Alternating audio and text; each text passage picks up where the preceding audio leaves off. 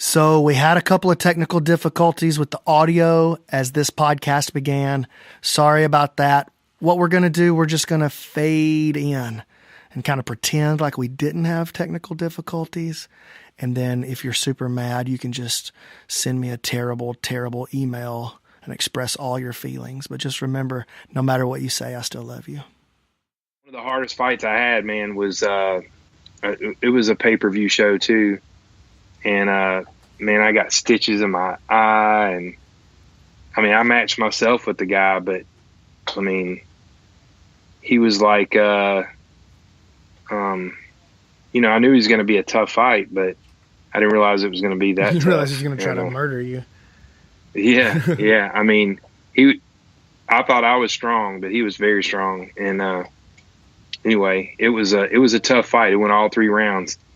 And I'm telling you, man, my cardio must have been, I mean, I thought I had good cardio, but not in that fight. I didn't.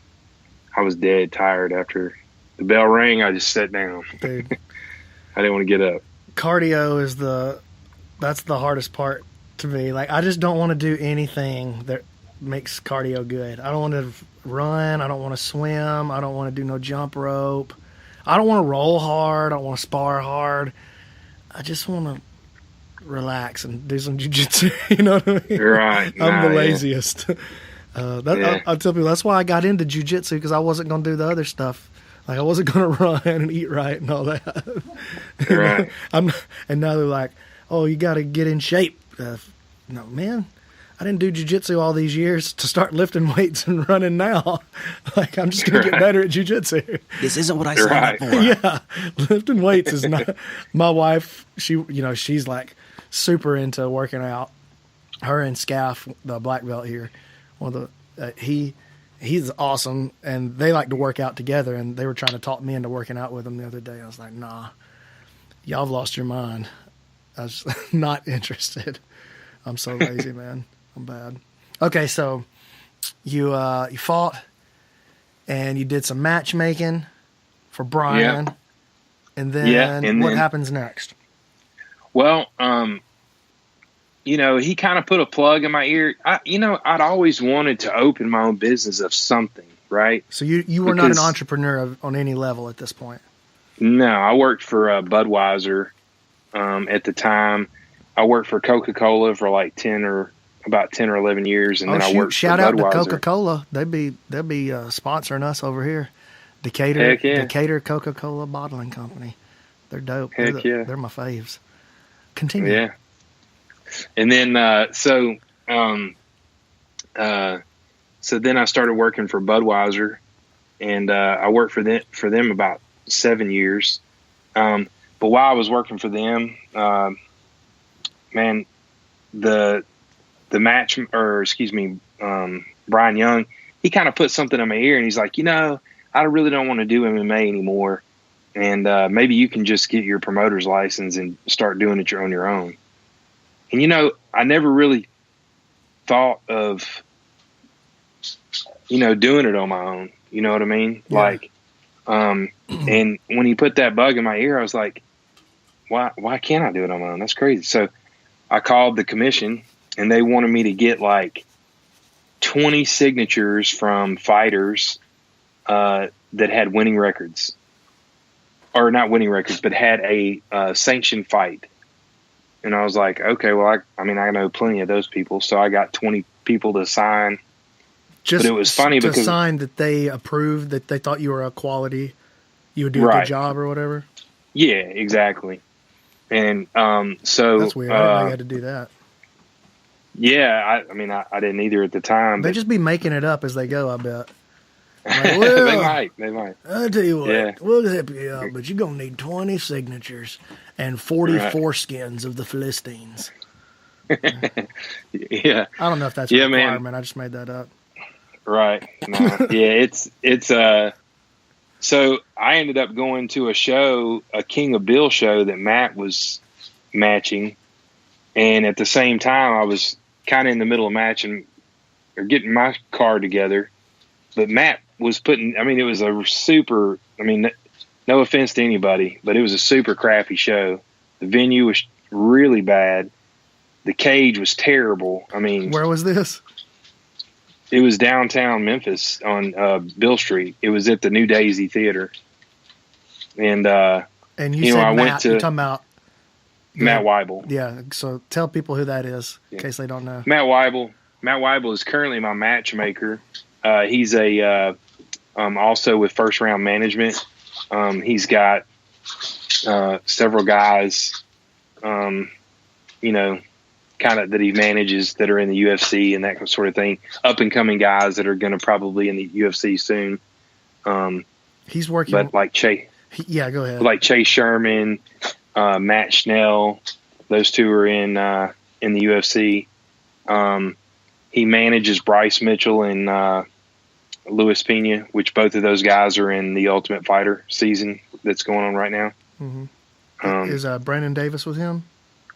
No, he's with Brandon Davis. Alan's got his own management company now, right? Alan Belcher. That's yeah. Right. And so he's got a lot of guys popping out of there right now, doesn't he? So he's got Brandon Davis, who's a SFC veteran, right? Veteran off of your show. He's all of his. You know what? That's a cool thing. Every one of his pro fights were on my show except for one. Really? Outside the UFC, yeah. That's awesome. And he's kicking tail now, man. He just won that big fight bonus in the UFC. Right. And then, Tyler Hill just signed. He was your champion, right? No. Right. He was our 170. Yeah. Yeah. Yeah. He's our 170 pro champion. He just won it a few months ago. So he's on he just signed. I like both those dudes. Who else is in the UFC down there? So those two, Chase Sherman from Belchers, and then Jason, of course. So he's got 4 guys in the UFC in his gym right now. That's insane. Yeah. Man, there's some good guys down there. Like there's a kid named Logan Woods. He's fixing to turn pro. I know Logan. I've trained with him some. Yeah, he's a good dude. I like that guy. He's talented too. So, down there he'll work a lot of his wrestling and ground game. So that'll help. That's good for him. He needs that. Yeah. Yeah, man, he fought. So we had a guy named Kim Odie that used to train here. He's at Spartan now. And Odie, he's a great dude. But he kind of, like, we were a between gym stop for him, like when he was looking for a new kind of MMA gym. It's like, well, he didn't have anybody. So we'll end up at 10th Planet just doing jiu-jitsu and some, basic striking, basically, is what we did over there with him. Yeah. But he fought while he was here. He fought Logan. And Logan beat him. Which he fought for us twice. He fought for us in Oxford one time against, I guess he fought Houston Lantrip twice, I think. Once as an amateur and once as a pro. Okay. Yeah, so did he win? Fought. Did he beat him as a pro, Odie? Who won? Honestly, I don't remember. I remember the fight, but I don't remember who won either. Yeah, but Odie trained with us. I've had so many fights. And then Pete Pirtle, if you know Pete. Yeah, I remember Pete Pirtle. He was with us at that time, too. He was a big dude. Pete Pirtle looked athletically like the right specimen to do some damage. Yeah, I love Pete. He's a nice, and Odie too. Both those dudes are real nice guys. So, yeah. I don't know if Pete's even training anymore. I know Odie, he's working down at, working out down at Spartan with Chris Conley and Eric and all those guys. Yeah. It's crazy, man. We're starting to pop a bunch of guys out of the Southeast now. I know, man. Eric Anders, it's pretty awesome. In the UFC.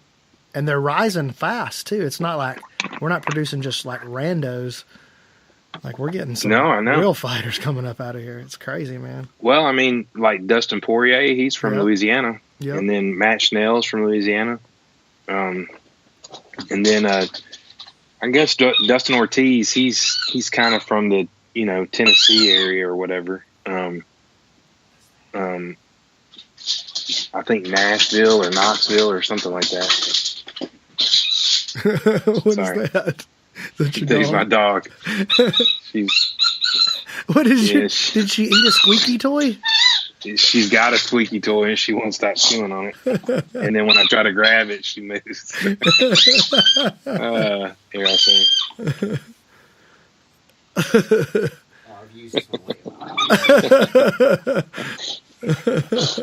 You want extra viewers? You put her face, that ugly face on. People love dogs, man. Yeah, I know. I know. So, okay. Yeah. So you get together with Matt Weibel at this show in man. Memphis. Yeah, I get together with him because he's putting on this show, and there's a ton of fighters there. There's a ton of fighters there, and I'm getting my little affidavit thing signed. You know what I mean? And so I was like, fuck. Hold on, man. Come here. While Jamie handles this, now might be a good time, Stephen, to talk about www.brandonmc.ninja. That's right, brandonmc.ninja. For all of your no-gi jiu-jitsu needs. It's your one-stop resource. One-stop shop for all the things deets. 10th Planet. All All the deets, details. all the details, all the secrets. You want a magic pill to make you good at grappling? You don't even need to train. Is this going too far? You don't even need to train. All you have to do Keep going. is sign up for my website, and I will sell you a belt. Can I say that? Well, maybe that's too far. Shut up, Stephen. I will sell you a belt for $100. Is that okay to say? I don't know. Maybe ask Jamie. I'll think about it. Jamie, would it be okay if I started selling blue belts online for $100 a piece? $100 a piece. I mean, it's just a blue belt. It's just a blue belt. They can get it at Amazon for cheaper though. Yeah, but I'll write a piece of paper that says they're legit. I got you. Even I if they're got not, even if they've never trained with me. That's my new business model. I'm just going to sell belts. Oh my God. What do you think? That's terrible. No, I'm going to do That's it. terrible. I'm dead serious. Oh my God. I'm just kidding, Jamie. Settle down. Settle down, Jamie. I was like, you're like breaking the solid oath of jujitsu right now. That goes against the Bushido code, Brandon. Yeah. I'm glad you stood up for jiu-jitsu like that, though. That was good. Do it now. I'm glad you stood up for jiu-jitsu like that. Yeah. You're like, I don't know, Brandon. Yeah. Doesn't sound right, man. But seriously, I'm gonna do it, and it's gonna be $350 for a purple belt. That's Oh not wow. bad, How right? much for a brown? Dude, I would charge a cool $1,000 for a perp. $1,000 for purple? Psh, purple belts aren't even I'm good. giving it way more value because I just got mine. because you are a purple belt now, so you're like, $1,000. purple belts are cool. They're not cool. I'm just kidding. We're working Don't hurt me, towards that, Steven. you know. We're I working think towards that. $1,000 for a brown belt, and then 1,000. and then Man, I would 3 G's for a black belt. 3 G's for a black belt. Yeah, that's not bad, right? 3 G's plus a seminar every year. $2,500 seminar every year. That sounds good, Man. right? I think I just put together a solid business plan. Man, I mean, that's a get rich quick scheme. I mean, you When want you're to getting get ready to in retire, that'd be. you want to that'd be get on ready the the ground thing to floor of do. this? Huh? You want to get in on the ground floor and as an investor? No. You sure? Jamie, No. it's The, gold, man. Yeah, but the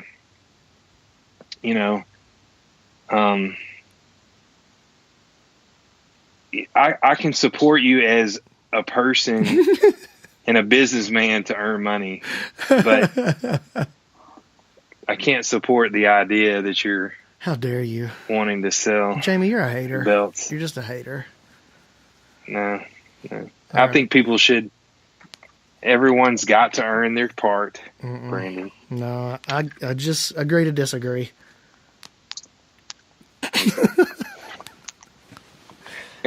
Jamie's not playing no games. He don't want nothing to do with the fake belts, Steven. No. How do you think Steven got his purple belt?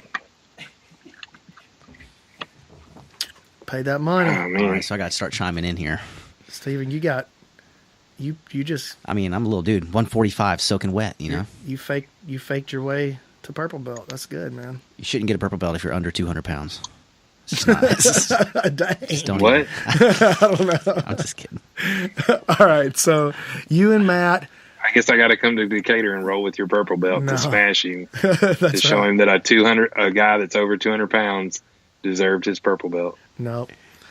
No, I meant the other way around. Like, you saying the other can't way. get your purple belt if you're under 200 pounds. Oh, I got you. Yeah. I got you. Yeah, We're not worthy. Small people aren't real Yeah. jiu-jitsu players. That's what he's. I know what's going to happen. Shoot. Man, that's what humbled me in jiu-jitsu. I went into a class. I thought I was big, muscular dude, you know. Went in there, I thought I was going to smoke this guy, and a little 145 pound Tim Galuzzi, and just started smashing me like I was. I mean, he's a black belt now, but at the time, man, he was like murking me. And I was thinking, my God, this little dude is just like tearing me apart. And then I knew right then that jiu-jitsu was a lot more than, you know, than what I thought it looks was. like. It doesn't look like it's going to be that hard. Let's be honest.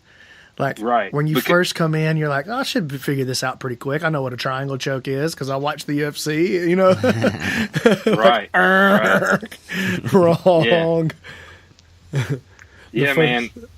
Dude, the first It's time crazy. Eddie Bravo put his hands on me, I just remember his big old paws wrapping just going on my arm. I was like, good God, his hands are so strong. I'll never It's forget crazy. that. All right, so let's keep moving. I want to hear more about I want to get to the origin of SFC right here. Okay. So, man, I met Matt, and he was having his show come up, and then I started matching my first show. And anyway, of course, I got my signatures. He already had a show, and it was terrible. A guy's leg went through the cage. Like, literally, they had to call time because this dude's leg was hanging like this, you know, like 4 or 5 foot out of the side of the cage. What? And yeah, it's crazy. Like if And, you bounced wrong on the trampoline and your leg went through it like that? Yeah, Perfect. Right, exactly. Yeah. Did the other guy quit fighting him, or did he keep giving it to him? Yeah, well, the ref jumped in, you know, was Shoot, like, I would've been "Wait," on him. you know, and the guy was like freaking out, you know, his leg was all jacked up. I'd have been It was on funny. that dude. I'm like, sorry, man. Cage is part of the ring. It's part No, of right. the fight. Yeah, part of the fight, yeah. But yeah, man, so him and I just kind of developed a little relationship, and then we had a big radio show. We were promoting my show and stuff like that, and Brian Young used to host this radio show, and he would have different guests on, and he had me on, and I was talking about SFC in our first show, and then Matt was there talking about King of Bill. Well, right after the show, I told Matt right after that, I walked outside and I said, hey man, I said, look, I'm really trying to make something big here with SFC. And I said, I know that you're matching this King of Bill thing. And I said, dude, I'll just be honest with you. King of Bill will always be on Bill because it's King of Bill. Yeah. And I said, SFC, man, we can go anywhere. We can make this thing as big as we want it. And so he was like, hell yeah, you know, I'm down. And I was like, cool. So so basically he came to the show and he kind of helped me along. You know, my very first show, man, I matched the card. And everybody knew me as a matchmaker, so it was relatively easy to match the card. So I matched the card myself, and then I ended up renting the cage and the lights and all that kind of thing. And of course, I thought I could. I mean, the show went well. You know, I made money on the show, the first show, and then. But before then, 2 weeks before then, it was like sink or swim for me. You know, I quit my job. You know, Man, and burn the boat was for like- real. like, I'm gone. I'm out of here. It's either time to learn to swim or not. So I end up having my first show, and I made a little bit of money. And then I turned around. I had another show, and that was in December of 2013. And then I had another show in January, and I made really good money on that show. And then just about a month or so later, I opened my gym in Oxford. But with SFC, we just started putting on shows all the time. And then for the whole first year, I rented a cage and lights. And then basically after the first year, I made enough money on the shows that I ended up buying a brand new cage. I bought all brand new LED lights, lighting trusses. I bought I got a custom trailer made to carry all of this stuff, the cage and everything. So that's really where SFC really just took off at that point, because I owned everything. And we got, HD projectors. We only had 2. Now we have 4. So it's almost like every show. Like, it's a local show, but like you have a production. Like, it's nice. Right. Like it's really, really good. It's shocking how good it is for a quote unquote local show. Shocking. Right. Yeah. Yeah, man. I mean, so every time, we always try to add something new, and, we did a thing with, I can't remember if it was July of 16. I guess it was July of 16. We did a big show, and we had like this, I don't know, we linked up with some TV channels and they showed it. I don't know. Anyway, it was dumb for me to do, to be honest. But I was sold on it and I did it, and I made money, but I didn't make as much as I normally would have, at one of my shows. What was the situation? You were hooked up with a TV station? Yeah, some guy, honestly, I can't even remember his name right now, but some guy hit me up. He's out of Tampa, and he's very popular, like announcer. So like a he's like announcer? a commentary. No, like a commentary guy. Okay. So Dave Ferguson's actually really good at it too. So I hired Dave to do it.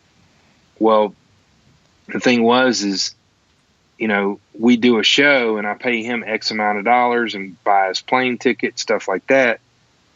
He comes in, he does the show, and he's got a list of networks that he, uses. So he sends out all his stuff, all these, we record the show and that sort of thing for him, give the production to him. And then, he's got a guy that edits all of it.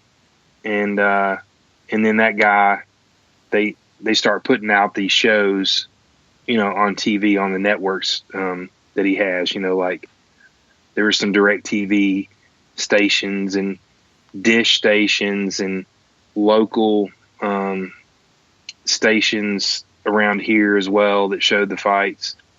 So, anyway, and then it had commentary. It was just like a professional production, for TV. Did it get any views? Like, yeah, I mean, man, that's what I'm saying. Like, there was no, honestly, there was no, like, there was nothing that he could give me to show me anything. I mean, they still haven't given me everything they were supposed to give me. I was supposed to get a hard copy. Let's cut this dude. Let's cut him. Yeah, I know. Let's go find him and let's cut him, dude. Right. You know what? I'm going to make an official stance. I won't sell that guy a rank. I won't do it. No matter how much he pays me, he's banned. So just know, fella, till you produce for my man Jamie Houston what you're supposed to produce, you're not allowed to buy rank from me. I'm putting my foot down. Right. Stephen, that was pretty noble, right? The noblest of causes. Thanks, man. I'm always here for you, B-Man. You know it. So you didn't get you didn't see any results from being on TV at all? Like, no, man, growth, I didn't get any numbers. Lost money. Right, yeah.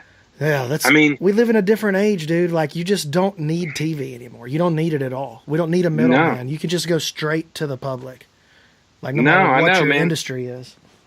Yeah, yeah. And that's exactly what that's exactly what I'm doing, here in the future, with SFC. I mean, how cool is it that Facebook is showing live baseball games now? You know what I mean? It's crazy, dude. Yeah. I mean, dude, the future is Facebook. I mean, Facebook is still going to be around for a while. There's going to be some cool things about Facebook that you're going to keep. People got like really nervous the last couple of weeks about Facebook, like because of all the Congress hearings and stuff.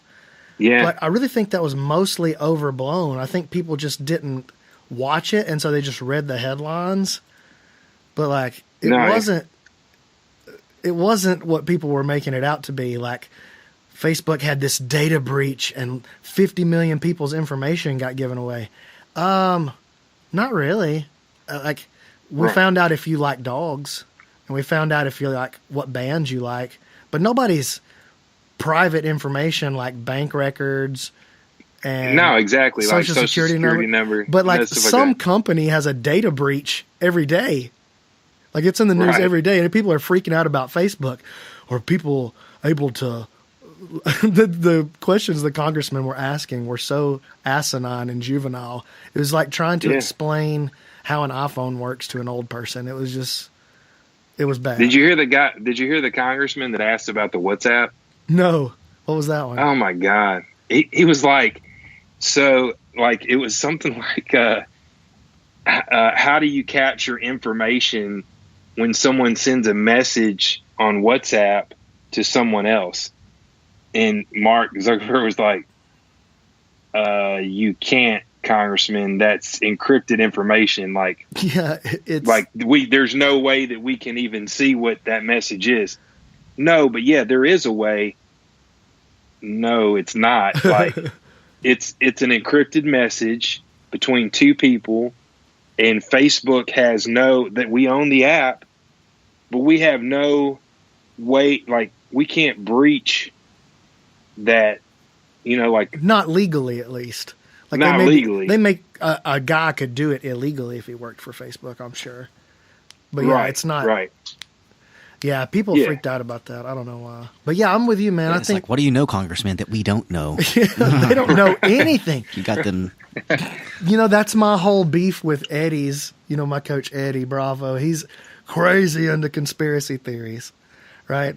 But I'm like, man, you'd have to have so many people so smart to pull off some of this stuff. And then I watch them go and try to talk about Facebook. I'm like, okay, there's no conspiracies. These people are too stupid to pull off anything like mastermind level. Right. These people are stupid. I got a pretty good quote about that. What's yours? Usually, if you got to pick between conspiracy or incompetence, it's the latter. Yeah, go with incompetence. That's a good point.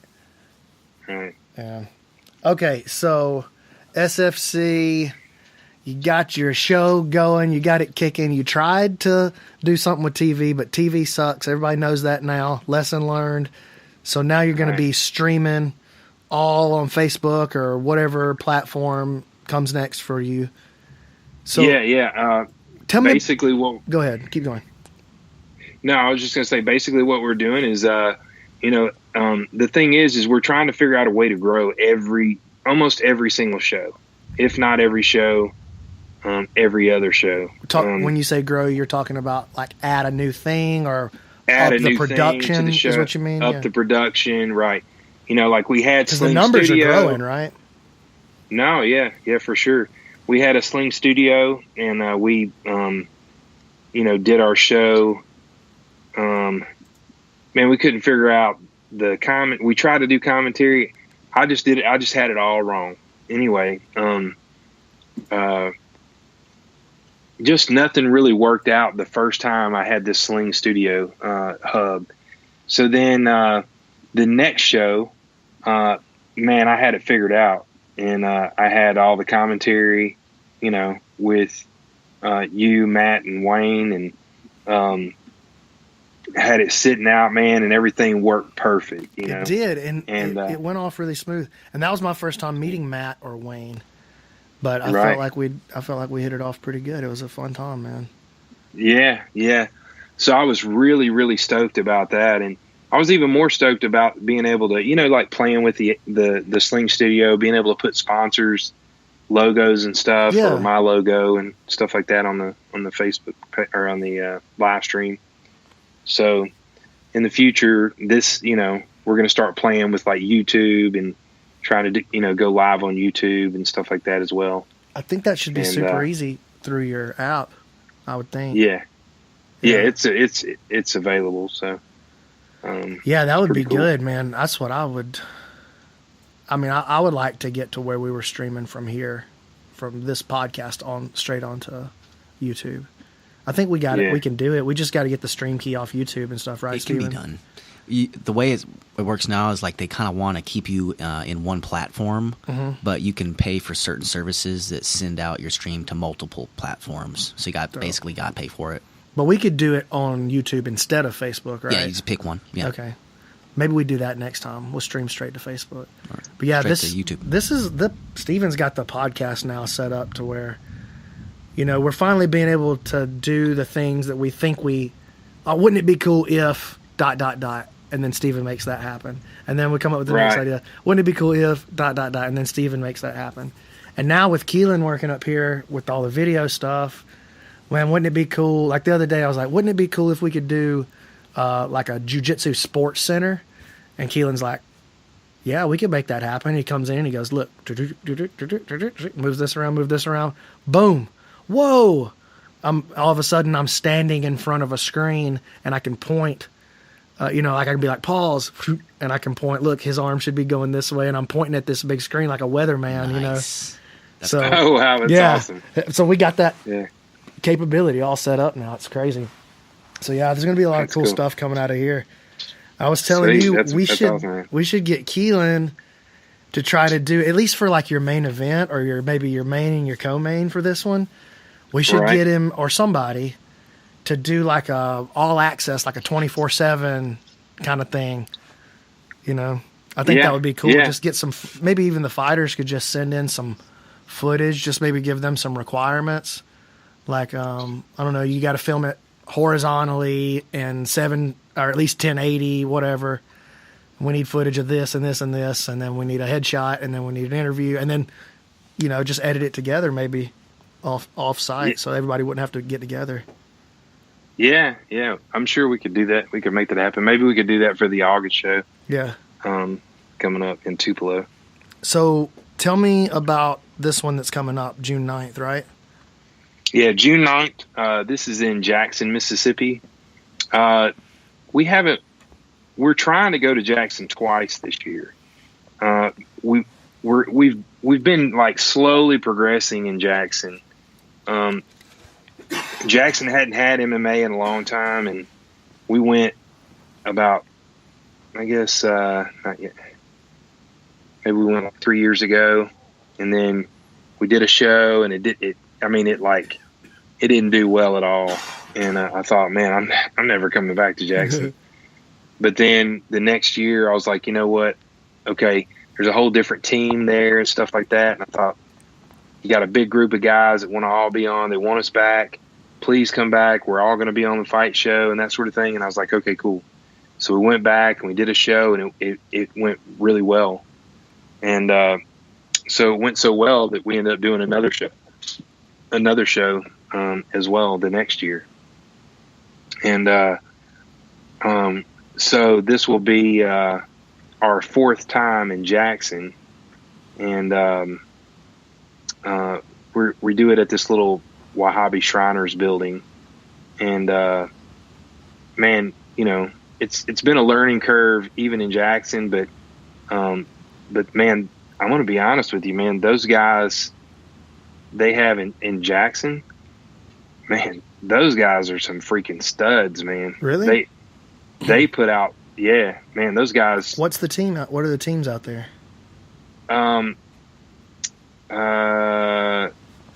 it's like Johnny Little. It's James Horn, Caleb Harris. I know Caleb. Yeah. And then Joshua Weems. Sunshine. God, man, I'm drawing a blank on my. That's all right. What's the name? Is it Black Sail? Is that it? Black Sails, yeah, That's it. That's yeah. Johnny. Johnny Little. Yeah. Mm-hmm. He's an old hat. He's been around for a while. Yeah, in the game a long time. Yeah, man, and there's some really good guys there. That fight out of that. I think it's like FFP or something like that, but it's called Black Sails as their fight team name, but then the gym is called something else. Oh, I got you. I didn't know that. Yeah. That's cool. But then, yeah, man, the last show we had, man, I'm serious. That I was just like in awe. I mean, every one of those guys just. Man, there were a couple of fights on that on this last show. I was like, man, this should have been on national TV. This fight. No, right. There were a couple of fights that were incredible. A couple of knockouts in particular too. The kid that had the big time knockout from Shackelford's. What's his name? Oh, Kyle Hughes. Yes, that kid's going to be a superstar, dude. Right. That's the first knockout. He, you know what his nickname is? His nickname is Grappler, and because he's always been so well at grappling. So for him to be able to get his first knockout, I'm sure was like.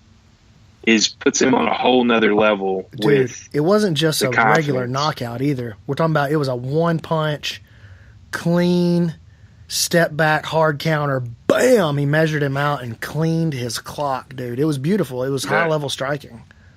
Yeah. The kid's good, man. Yeah. And then the two skinny guys who just nearly mangled each other. Which fight was that? That was Ethan Crockett. He's out of John Davis gym as well. Yeah. The one that actually lost, but he was beating the other guy up forever. But the other guy was Johnny Little's nephew. That was a good fight, dude.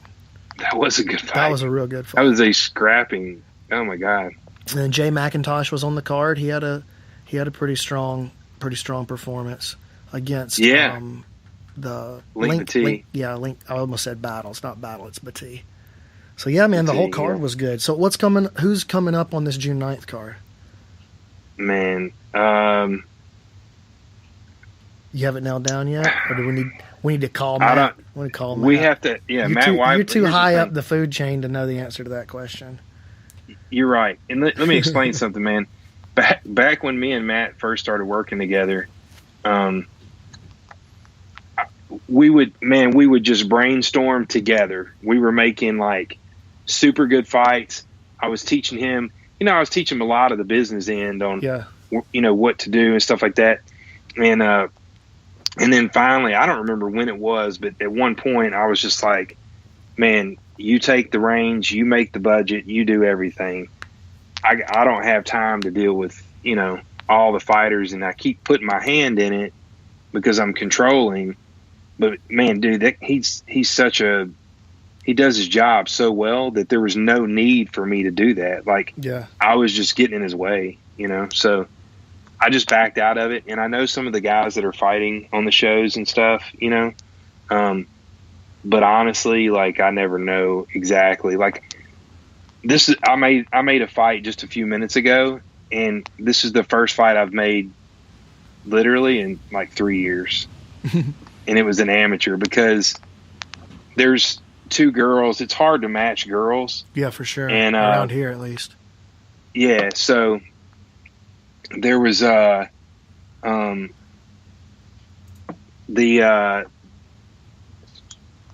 I was at the Mastermind meeting, I hung out with Andrea Lee, KGB Lee or whatever. Yeah. I've known her since she fought in Memphis and stuff, but I was hanging out with her at the bar, and we were just sitting there. I think we hung out and talked for, I don't know, about an hour or so. At this last Mastermind we went to? Yeah, in Biloxi. Biloxi? Oh, that's cool. I didn't know right after Yeah, she had a fighter fighting on the show. Oh, cool. And oh, that's right. but Yeah, y'all stayed around, and we ended up leaving. We didn't get to stay for the fights. I forgot that y'all did that. Right. Yeah. So so anyway, we hung out, and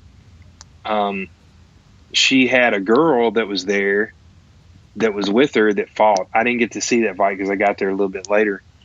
And but there's a girl named Cade or something like that, and she fights at 125, and then so we were sitting there, and she I said, yeah, I still got your number, and I got your I think I had an old video of her fight or something, and she was like, she's like, man, I've got a new number now. So she gave me all her updated information, you know, her number and email and all that stuff. So I ended up, she was posting a something on her story about being like super lean or something, getting ready for the fight, you know, 'cause she's fighting it in Chile, Santiago, Chile. So I responded, you know, hey, you know, I'm going to the fight, you know, I'll see you there. And then she messaged me back, oh, that's cool. And then so we started talking about that girl, and I said, hey, you know, Matt's been trying to get in touch with Donnie Aaron, that's her husband, and about this girl, Cade. And Donnie hadn't hit Matt up, you know, back. And she said, oh, so she just kind of stepped in. And then next thing I know, I'm the middleman between Matt and Andrew Lee. And then I end up making this fight at 125 for two girls. So look at you. You know, still got it, baby. Still got it. But, you know, the cool thing is if Jason Cephalou, he's fighting on the show in Jackson. That kid's going to be really good. Or he is really good, actually, right now. No, yeah. He's fighting a kid named Devontae Sewell out of Georgia that's 5-2 at 135. What gym is he out of in Georgia? Knuckle Up. Hey, they got a good squad. Yeah. So is this girl. And then Jason Cephalou fights out of Belcher's gym too. Yeah, exactly. Yeah. Exactly. Yeah, I mean, he's had a lot of setbacks, man, but I would think that he would be in the UFC at this point in my thought process, to be honest. But his knee, he's had like bad knee injuries. He keeps having knee injuries. But he's still pretty young, man. I think he's going to recover and be fine. Oh, yeah. He's got a good mind, but you know, like he's got a positive attitude, very talented. Yeah, super good dude too, man. Yeah. But yeah, he's got a tough fight with Devontae Sewell. You know, it should be a really good fight. I think he holds the striking advantage, and then you know the grappling. You know, I don't know. You know, I hadn't seen Cephalou really grapple that much. You know, he's not bad. Kind of a striker. I've rolled with him some, yeah. But yeah, man. This card June 9th is all the Jackson. You know, all the Jackson studs are on it. You know, and then Matt's got some other fights too that he's got put on. So like these two girls, so we'll have a girl fight. And how many pros you think you're going to have for this one? Man, Cephalou, James Horn, if he doesn't get hurt in his fight coming up. And then Caleb Harris, Joshua Weems, John Jackson. Yeah, like five or six pros. That's going to be good, man. Yeah. See, that's one of the things that really separates your show, in my opinion, is it's backloaded with like actual professional fights instead of being, right. You know, just a promoter taking advantage of nothing but amateurs. You know what I mean? Right. Which right. I get that there's a place for amateur shows, but most promoters just take advantage of amateurs. You know, rather than having a promotion that is for the amateurs, which is, I think, the way that should be done. You know? Right. Well, and let me tell you, if there's any fighters listening to the podcast whatsoever that, man, you know, this is the coolest thing about my show. I'm completely different than most shows. And what that is that I know what it's like to cut weight. I mean, I walk around at right now, I don't know what I am. I'm around 230, 240. But I fought at 185, so I know what it's like to cut weight, and I know it sucks. And I know the worst thing about cutting weight is having to sit, and every, Tom, Dick, and Harry that is supposed to fight on the card, they're still cutting weight and they're late. So then you got to sit and just be miserable until your name's called during the media weigh-ins to weigh in, because they want to do weigh-ins officially, at one time. Well, me and my promotion, we don't do that. We have a 3:00 weigh-in, and there's no order in how you weigh in. All you have to do is come in, drop your clothes, stand on the scale, and if you made weight, boom, you can immediately drink and eat right there. So we have it set up to where guys just come in and weigh in. That's all we do. And then we have a separate media weigh-in. They can go back to their hotel. That's what the UFC has started doing too, right? Yeah. Yeah. And they're giving it, their weigh-in that you watch, like, oh, we're going to watch the UFC weigh-ins. They're not weighing in right there anymore. No, right. Yeah. Yeah, I mean, it's smart, man, because, if you want a more energetic stare down or, whatever, I mean, otherwise you're going to have, like, cracked out meth head looking fighters with no energy, just trying their best to put on a, face of, I'm going to kill you, or whatever. So, man, I need to come in. I need to come in the day before this time and just see if I can't get some, like, I'm going to bring Keelan with me. We're going to come in the day before. Are you, okay. You guys do it at a hotel or anything, the weigh-ins? Where do you do it? No, we do the actual weigh-ins. Yeah, the actual weigh-ins real and weigh-ins. The media show both. Yeah, the actual weigh-ins we do typically at the where we're holding the event. So actually at the venue. And then to be honest with you, in Jackson, I don't think we've ever secured. It's always been last minute. It's going to be different this time. But we've never really secured a place that'll allow us to, like, have a stage set up and, you know what I mean? Mm-hmm. And get on a microphone and, announce the weigh-ins and that kind of stuff. So,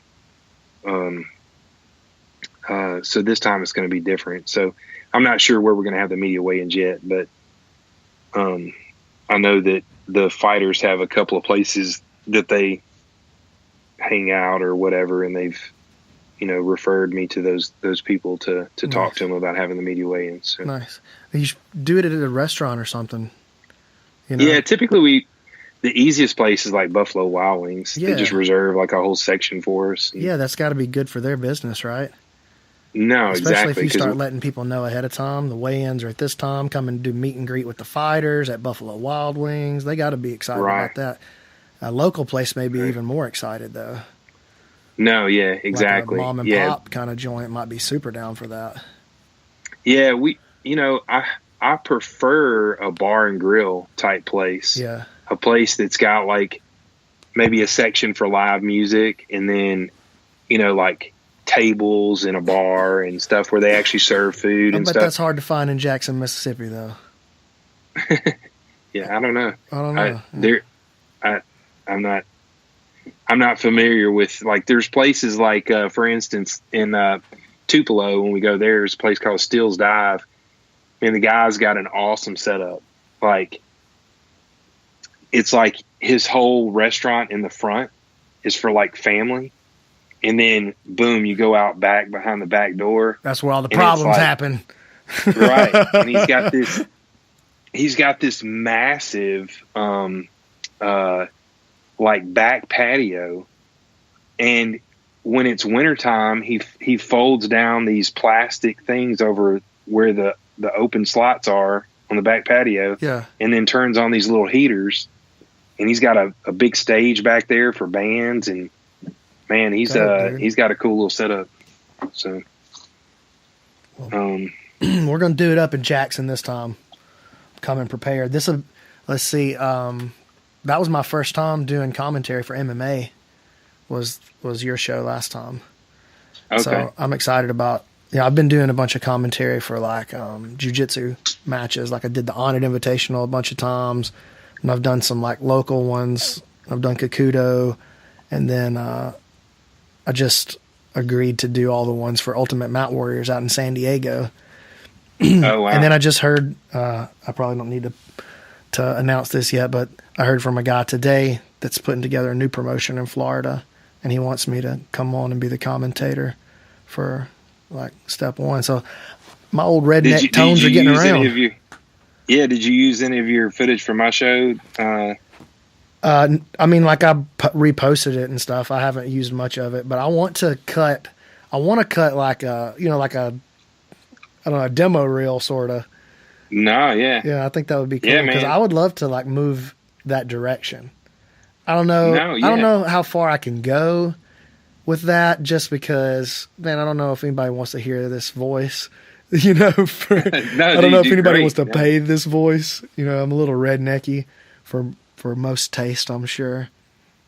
But I do think I do a pretty good job. No, you do a great job, man. I feel like I do good. So. Yeah. Yeah, no, you do great. I've had tons of compliments on the commentary, and then a lot of people knew who Matt and Wayne was, but they were like, "Man, who's that Brandon guy? Man, he knew everything that was going on. Man, it was great." Well, so I've been a student of MMA, a pretty serious student for a long time. So it's I enjoy doing it. I mean, it's pretty much just what I would do sitting around with my friends talking if they were, if they'll listen to me, I'll just keep talking. Turn on the mic and I'll start just vomiting useless information into it. So what's the plan moving forward? Like what's next for SFC, man? Man, to be honest, now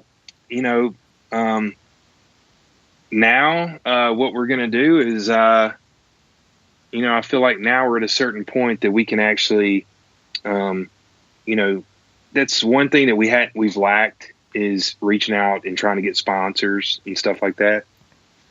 But now we're going to start, since we've got the ability to live stream and that sort of thing, we're going to start really kind of, choreographing the production a little bit better so that, like we'll show the fights, and then in between the fights, we're going to try to be able to maybe show commercials or stuff like that, of sponsors and stuff.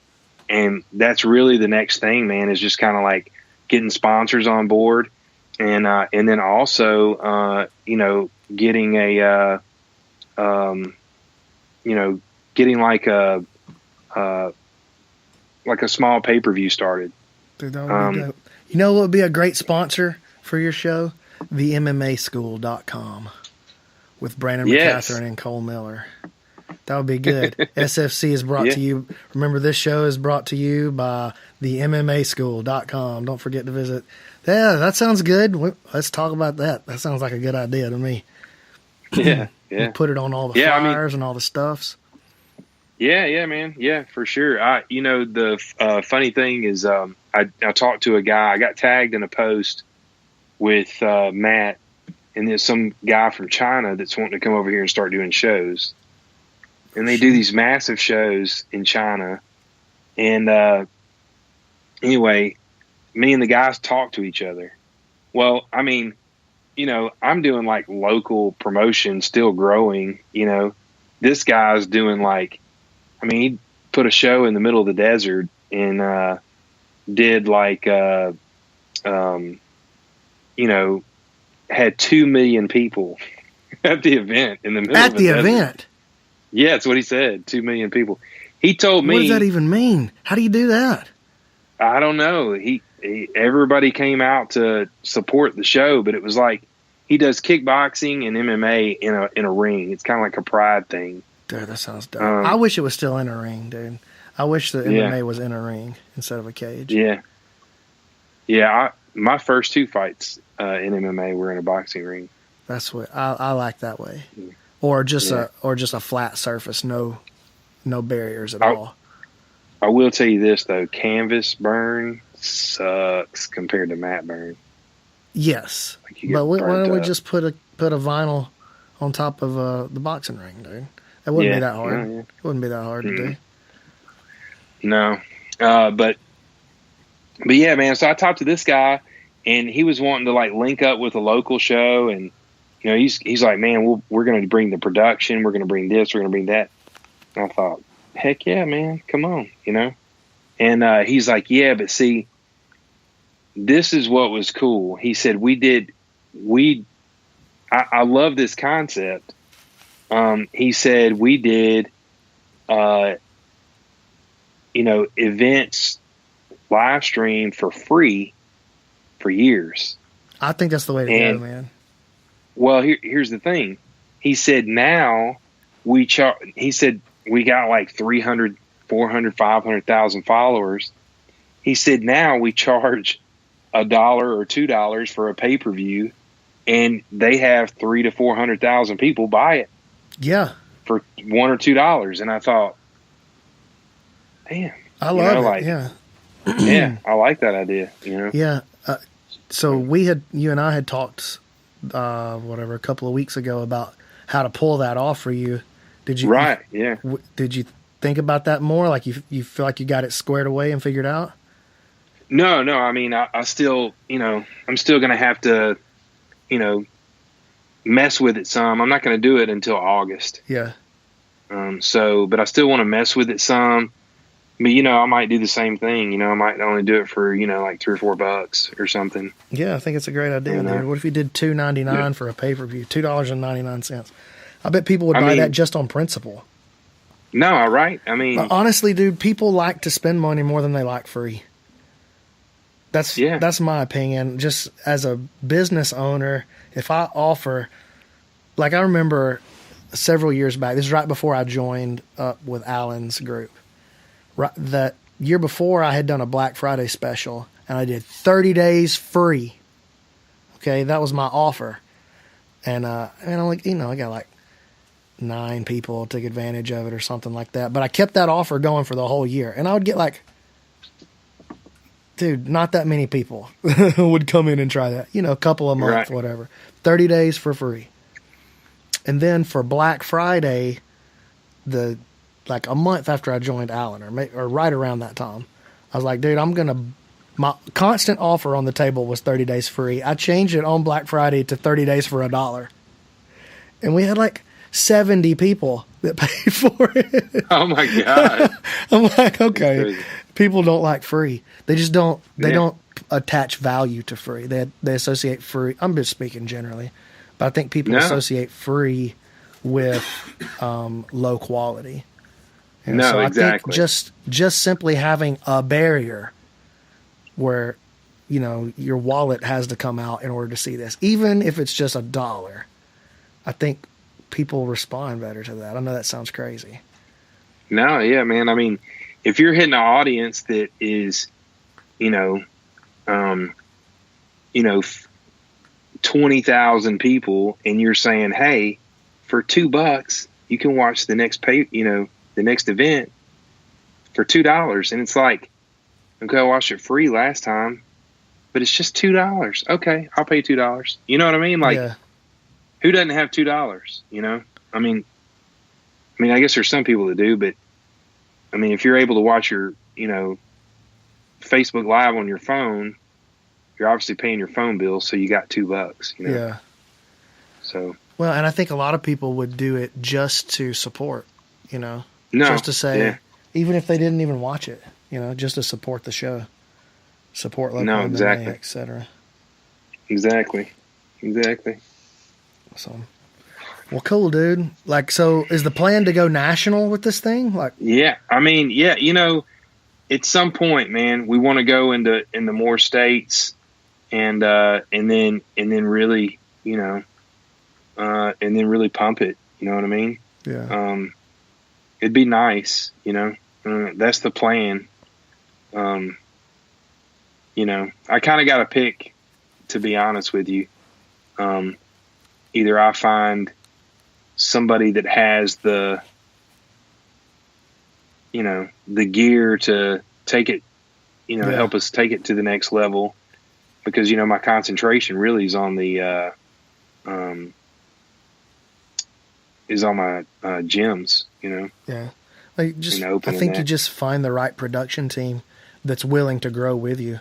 You know, they may be small, but you know, if they could benefit from it and you could benefit from it, and you both, you know, go into it as small businesses looking to expand, grow with each other, boom. Before long, Yeah. you'll have a giant production team. You just got to get the right people, I think. Yeah, that's true. That's Yeah. what's hard to do, though, is to find people that are on the come up, but they're still quality. Yeah, exactly. That's the hard part, That- you know. No, it is. Yeah. Like they deserve to Especially- be paid a lot, but they don't know it yet. That's the people you're Right. looking for. Right. Yeah. Yeah, I mean, you know, that's the that's the hurdle, especially when it's something that you don't even know anything about. Yeah. Well, you have to Yeah. hire it. You have to hire it, or you Yeah. have to do it yourself. No, yeah. That's the mantra, Yeah. right? As a businessman, if it needs to be done, you got to do it, or you got to pay somebody else to do it. But it's got to get done. Right. Well, I don't have Exactly. any money. Then you got to do it. Yeah. You Yeah, know? that's right. Right. So, yeah. I don't know anything about production, man. That's why I got old Scuba Steve back here running the show. What's up? Heck yeah. Yeah. Well, cool, man. Dude, I'm gonna. Well- what do you got? You want to drop any last second wisdom on Yeah, us? so I had something that I was gonna say, and I kind of posted it on my social media. So if I've got any of my followers watching or anything like that, you know, I said, hey, I'm gonna talk about my deepest, darkest secret Oh, that kind shoot. of got me where I'm at today. And man, you know, it's something that a lot of people don't know about me, but I mean, there's some people that do, obviously, that follow me and that are friends and stuff. But man, so when I was young, we had like our little clique, you know, and we got into it with some guys, and you know, it was in another city up, you know, I'm in Hernando. This was in South Haven, which is right near. When you say young, how young are you talking? I was at the time I was 19. Okay. Keep going. 18 or 19, something Okay. like that. Just legal, you know. And then, anyway, man, we got into it with some guys, and, you know, I was in the wrong crowd for one. And then, man, yeah. So bottom line is we got into it with these guys. They ran us off the road and like threw one of my friends. I had a Jeep at the time, had the top off and stuff. It was during the summer. And, like they ran us off the road and we hit this big curb and it threw one of my friends out of the Jeep onto the grass. And like, Whoa. it was crazy, man. So we like freaked out, and we were like, man, we were going to get these guys, you know? So, man, we went back to my house, and, man, I got a couple of guns, and, we went and like went across the state line actually. And, like plotted the whole thing, how we were going to do it and all this stuff. Are you confessing And, to a murder right now? No. Are you going to get So in then- trouble for what you say on this podcast? I am not, man. Am 'cause I going to I've get in been- trouble for what you say on this podcast? No, Okay. no. This Then please this all, went proceed. through, this all went through the legalization of courts and stuff. So, Okay. but anyway, man, anyway. Bottom line is we drove and we shot these people's cars and Oh stuff, my you know, God, Jamie. with guns, and so then you know, I was the one that shot the rifle. There's another guy that shot a shotgun, and man, you know, Y'all didn't even do it like true drive-by style. Y'all did it like redneck drive-by style with a shotgun. yeah, Y'all and a didn't- rifle, a 30-30 rifle, like Oh my gosh. like a lever action. You know what I mean? Oh my gosh. And I shot this. I shot the car, and then he shot a truck. Were y'all Anyway, trying to shoot the people? No, there was nobody. There was nobody around. I'm so scared of you right now. Yeah. Are you gonna shoot me if I do bad at commentary? No. So man, so like we were like, you know, we did everything. It was done. It was over. Next thing I know, man, I get a freaking phone call from the freaking detective in South Haven. Hey, you and your buddy, you know, y'all want to come to the place and you know, talk to us, tell us what happened, you know, on this night and stuff like that. So we went and we talked. Well, we talked, but then I wrote a statement, and dude, I wrote out exactly what happened. You know what I mean? Like what we did and everything. I didn't know any better.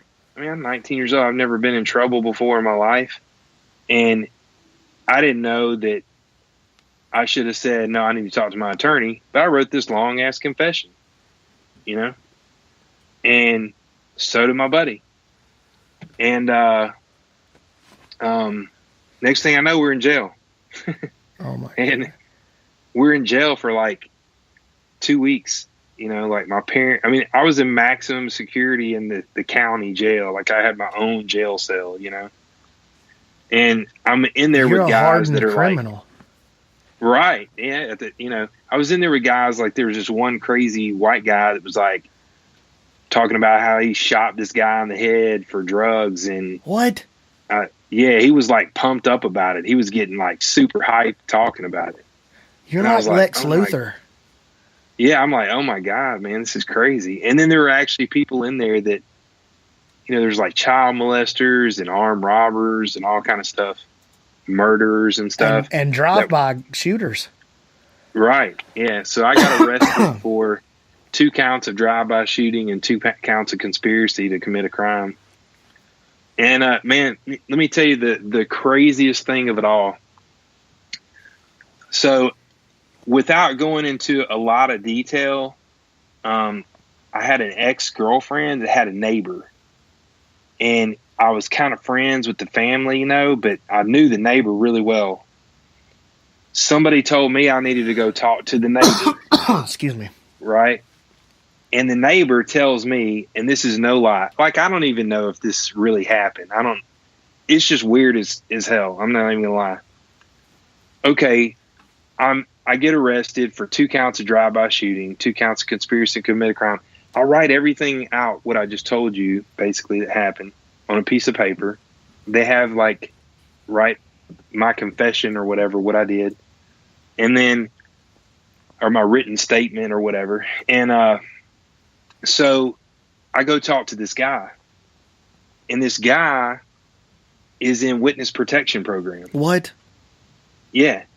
And this is not, I'm not exaggerating at all. I mean, this is 100%. So I went and talked to this guy. He said, hey man, you never can speak a word of this. You know, of course I'm speaking a word of it now, but I mean, good job. Way to go. Yeah. It's been 25 years ago almost. So, so my, you know, I'm not sure, but I'm assuming he's probably passed because he was, you know, in his late 50s at the time, you know. So at this point, just guessing that, and he smoked. So my guess that he's probably, you know, passed away or something. So anyway, so he tells me, he says he's in witness protection program. That's why he's there. He does not work. Because he flipped on the mafia.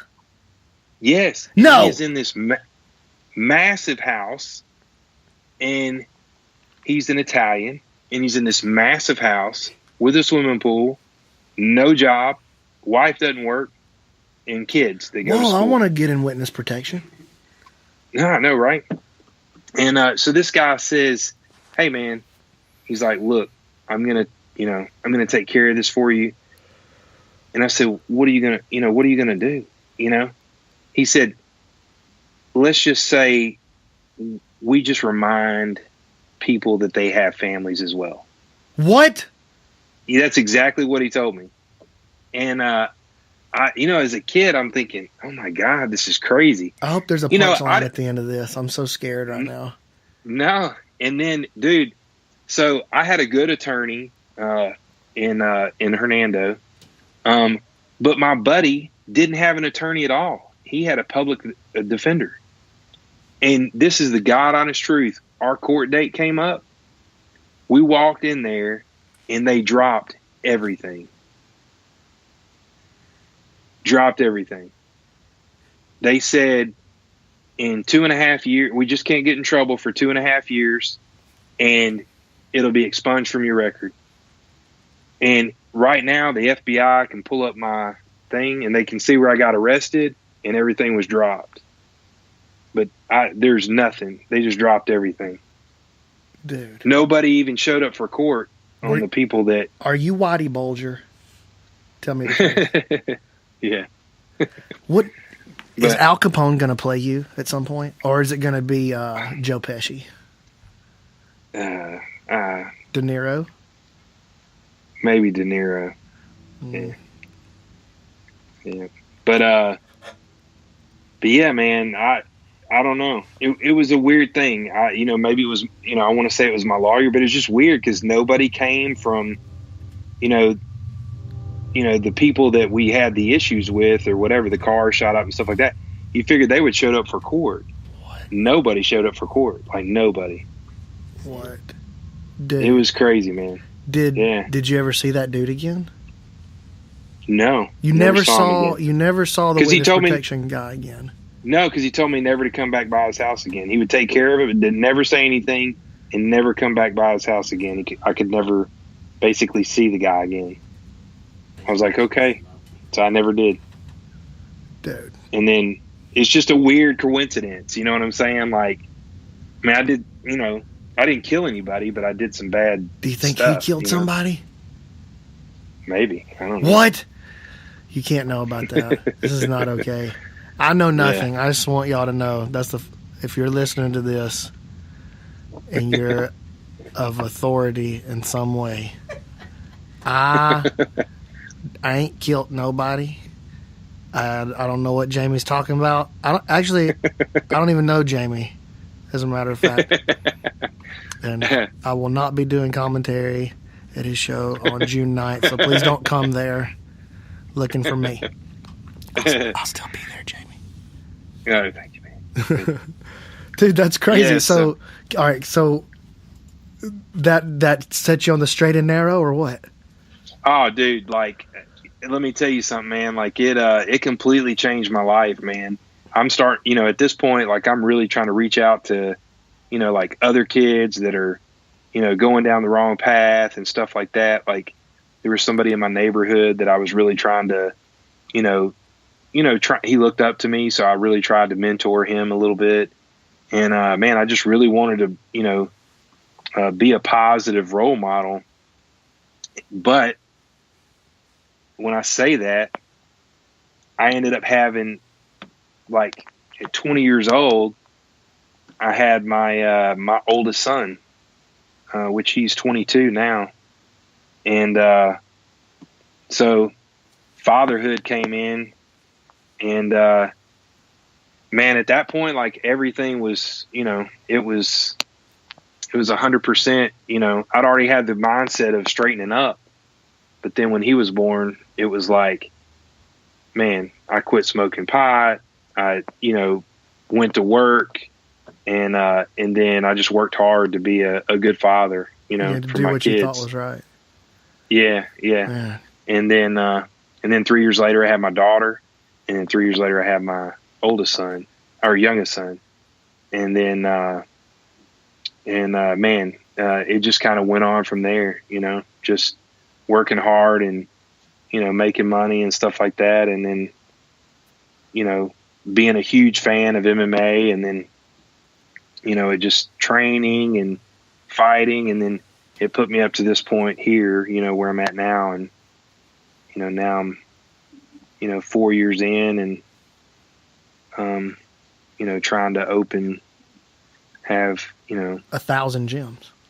1,000 gyms. Yeah. So yeah, man, that's a good story, dude. That's scary. I'm afraid of you. Man, to be honest with you, it was, it was scary, man. It was scary times, Well, I want to yeah. take this opportunity to tell a story about something terrible that I did one time.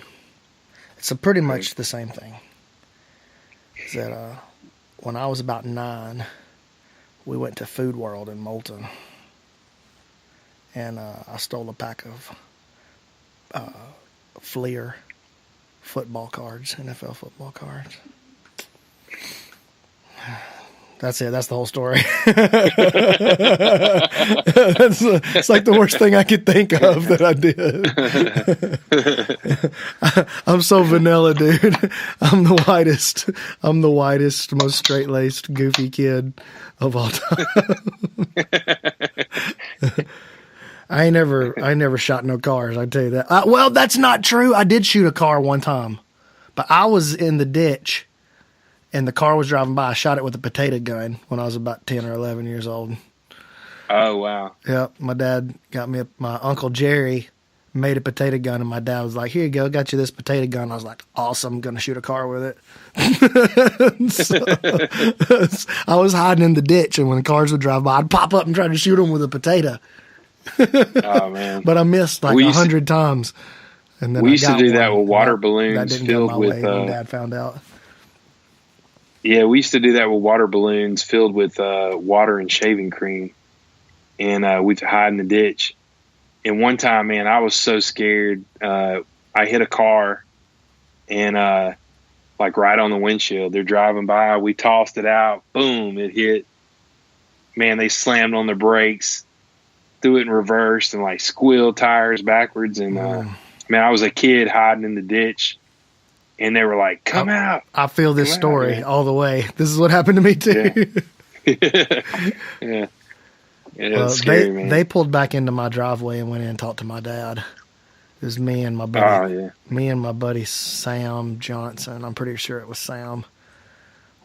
And then I tried to lie and say I didn't do it, and that didn't go well either, because clearly I hit their car.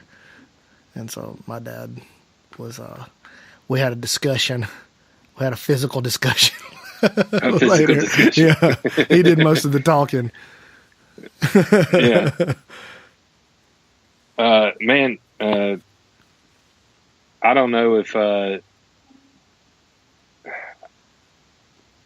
wish people got punished like probably we got punished as kids, because it's just a shame that you can't,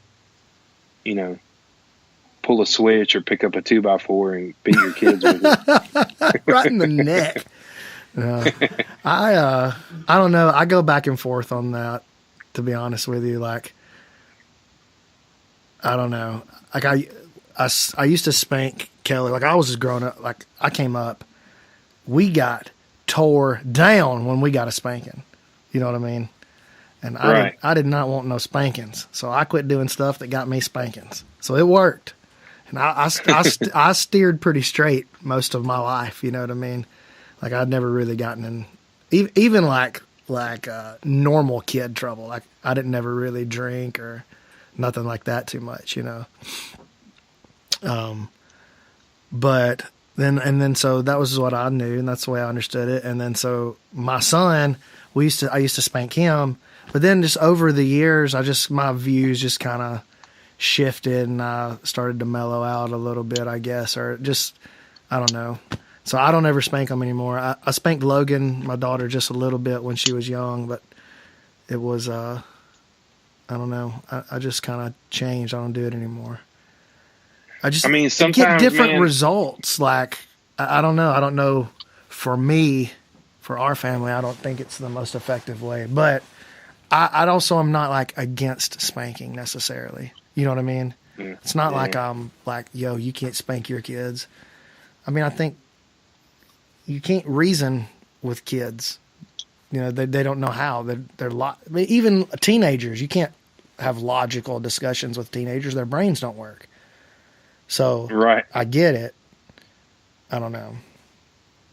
I just don't do it myself no more. I'm torn on it sometimes. I'm getting soft in my old age is basically what I'm saying. Right. I think we all get soft in our old age, man. I don't even, I used to be a big time, deer hunter and turkey hunter and stuff like that. And I still hunt some, but man, not like I used to. Yeah. Dude, I don't hunt at all. I'm like the most disappointing son of all time. My dad's super big hunter, super big into fishing. He can fix anything. I don't do none of that stuff. I just play guitar and choke people. That's all. And I talk on Instagram, I guess. I do that. I must be the most disappointing son of all time. Well, my dad never hunted, but I hunted a lot. And I mean, heck, I was supposed to be hunting this year, and I did hunt some, but man, I just look at deer. I just watch them walk, sneak by. They're all paranoid and stuff, and I thought, I don't know. You should try to fight a deer. Like you should try to get. I thought about if you could get jumping good down enough at hunting that you could sneak up on one and grapple it. Yeah, that'd be good. You know, their hooves, if they hit you hard enough, it'll like slice you open. Bro, that's why you got to be behind them. Yeah. I was thinking about like jumping off a tree on their back. Yeah, like a cowboy jumping onto his horse. Yeah. Yeah, I feel you. And then rear naked choke it. Yeah, or just ride it off into the sunset. Yeah, rear naked choke you the it deer until master. it passes out. And then I could take a picture and say he should have tapped. Yeah, and you could say catch and release. You could turn him back loose. He would have a story for his friends. Woo! Yeah. Man, this big old white boy jumped out of a tree and choked me unconscious. His friends would not believe him. Like, you're a liar, man. There's no white people in trees around here. And then, well, look, man, you know, the other day we were wondering what happened to Fred. You know, he turns up dead. You know, it's white people in trees. I'm telling you, that's what it is. Yeah. That'd be a scary story if you're a deer. You'd become like a legend, the boogeyman to the deer community. And if you don't behave, white people are going to jump out of trees and ride you and choke you unconscious. That'd be pretty scary. Yeah. I hope that never happens to me. I hope no white people jump out of trees and jump on my back. That sounds pretty. Right. That sounds pretty traumatic. Yeah. Especially somebody as big and ugly as I am. Any size white people jumping out of trees and onto my back. I don't want that. I don't need that in my life. That's just one extra thing to worry about that I don't want to hear. Right. You know, we got North Korea.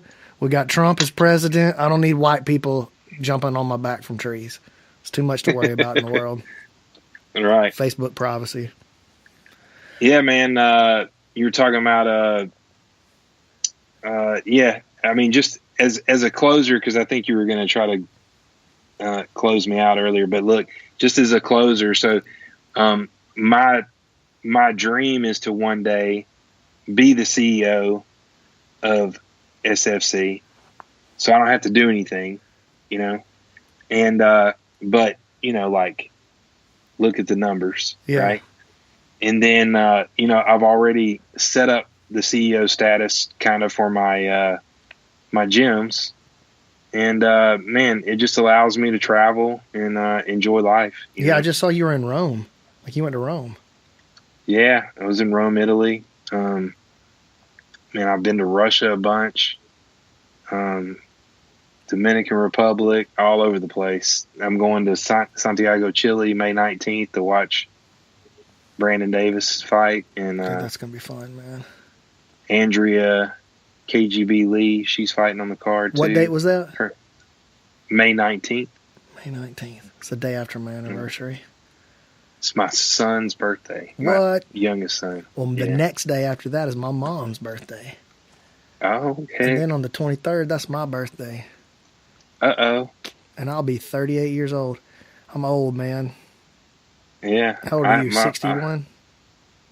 Yeah. Actually, no, I turned 61 in like 2 weeks. Well, you're my birthday's 40, May 4th. 41? No, I'll be 43. Oh, okay. Yeah.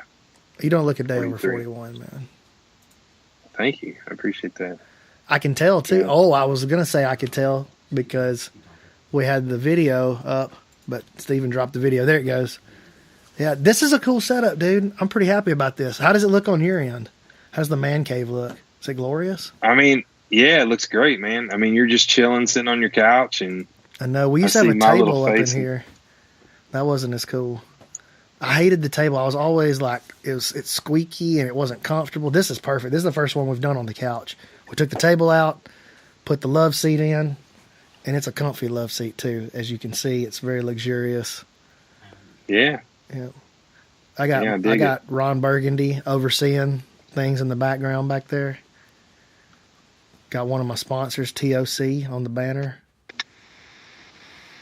Times are good. Oh shoot. My bad. Jamie dropped. Oh, there he goes. You tried to mess it up, Jamie. You got anybody you need to shout out before we go? Man. No, if I start shouting people out, I might forget somebody, and then their feelings will get hurt. So, Well, what about but your social media? man, my social media, What do you got? No. People follow Summit? That's what you want them to do? yeah, oh yeah. As far as that, yeah. If you want to follow me on Instagram, go to. Sorry, I got to look at what my name is. On Facebook, I couldn't know remember. it's Summit Fighting Championship. So they just look up Facebook, go to Facebook and look up Summit Fighting Championships and hit like. What is Summit on Instagram? Same thing. Summit Fighting Championships, or is it SFC or what? Yeah. No, Summit Fighting Championship or Summit Fighting. Okay, Instagram.com/Summit Fighting. So those are the main ones. Those are most important. Yeah. And then if anybody wants to follow me personally on Instagram, you can go to Jamie_Kick SFC. And then if you want to get with me, Facebook/BrandonMC.Ninja, Facebook.com/BrandonMC.Ninja. Instagram is @BrandonMC.Ninja. Snapchat, BrandonMC10P, which I'll be honest, I don't ever use Snapchat or Twitter anymore. Snapchat's pretty rare. But YouTube channel, we're trying to blow that up. That's YouTube.com/ what do you think? BrandonMC.Ninja. That's Yeah. right. And of course the website. I got the website with Cole going now, MMAschool.com. So a lot of stuff How's going that? on, man. It's going good. I gotta we're in the process of setting up like an affiliate program. So I've got to write like a bunch of affiliate emails and stuff like that. And I've never done this before, so this I'm slow on new things. Like I get big ideas, but then when it's time to implement, it takes me, especially if I'm the one that has to do it, it takes me a second to really get the ball rolling. But because I'm slow on the uptake, I like to learn a lot about it at first. So I get started, learn quickly, and I get started, in the process of trying to become competent. So it takes me a while to get started, but once I do get in, I usually do pretty well with the thing. So I'm hoping this affiliate program does pretty well. I think it will. Sweet. So, all right, dude. Well, thanks for coming on, man. I'm super excited Yeah. about June 9th. And I guess Yeah, we'll me too. holla at you later, Jamie Houston. Thank you, But you- Brandon. Take it easy, man. All right, we'll see you, brother. Take care.